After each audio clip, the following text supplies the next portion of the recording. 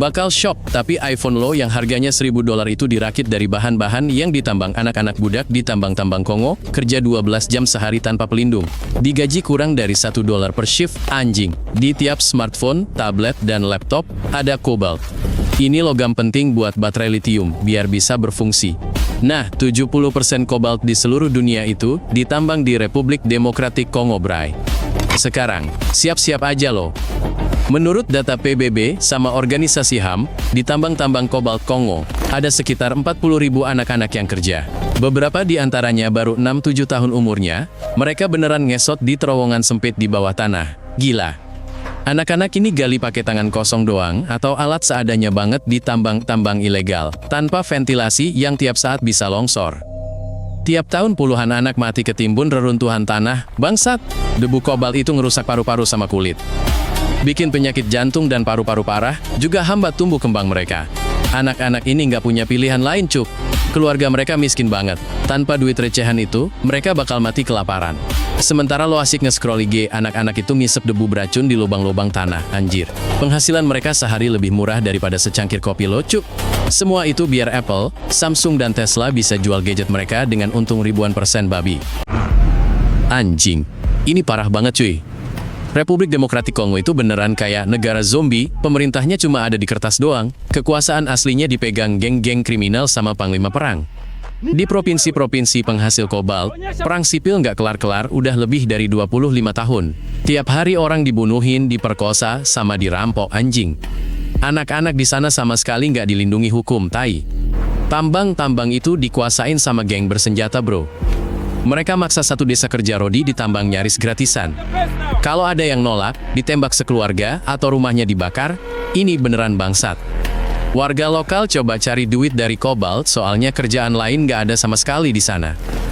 Gaji rata-rata penambang dewasa cuma $1-2 sehari. Anak-anak dibayar lebih dikit, atau bahkan nggak dibayar sama sekali, setan. Orang tua sendiri yang ngirim anaknya ke tambang, karena keluarga butuh duit buat makan, brengsek.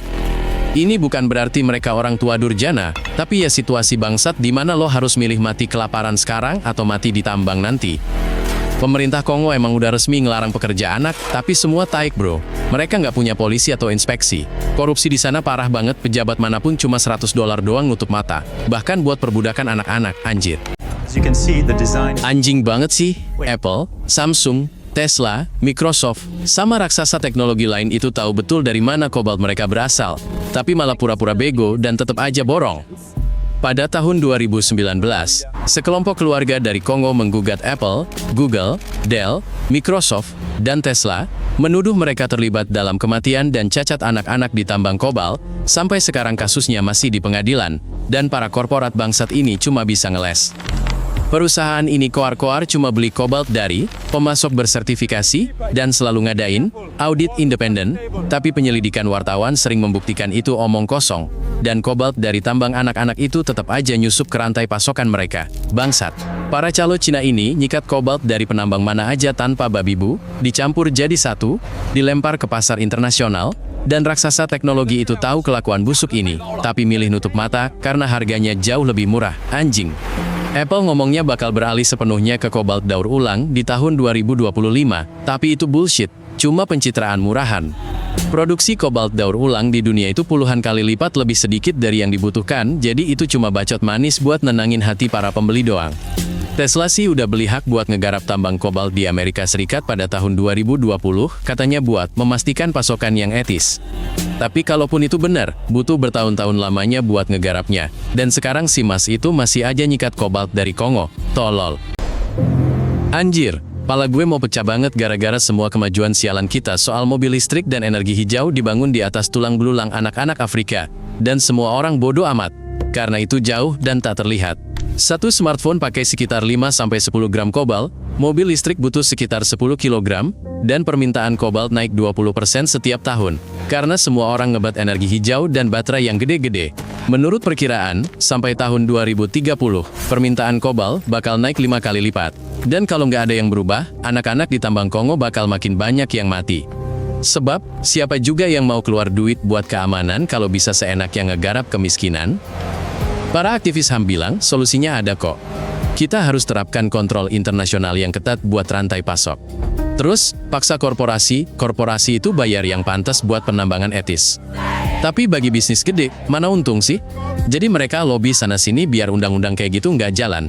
Di Eropa, mereka udah ngeluarin undang-undang yang wajibin perusahaan buka sumber bahan baku dan buktiin kalau di sana nggak ada kerja paksa. Tapi Amerika Serikat masih lelet banget, soalnya itu bakal ngehantam keuntungan korporasi-korporasi Amerika. Nah, selama para politikus sibuk bacot dan korporasi ngeles terus, di Kongo, setiap hari anak-anak kecil turun ke lubang-lubang beracun, supaya elu bisa scroll TikTok sama posting stories. Dan ini anjing banget, kekonyolan yang kita semua kompak sengaja nggak peduli. Anjing, faktanya lo emang nggak bisa lepas dari smartphone, tapi setidaknya lo bisa mulai menekan produsen, tulis di sosmed mereka, minta transparansi, boikot perusahaan yang bodoh amat sama masalah ini. Pakai otak kalau beli barang elektronik. Pilih merek yang benar-benar investasi, didaur ulang, dan sumber kobalt yang etis, bukan cuma pencitraan tai kucing. Perpanjang umur gawe lo bangsat, makin lama lo pakai satu HP, makin dikit kebutuhan kobalt baru. Benerin barang elektronik daripada gonta-ganti tiap tahun ke model baru, yang fiturnya gitu-gitu aja.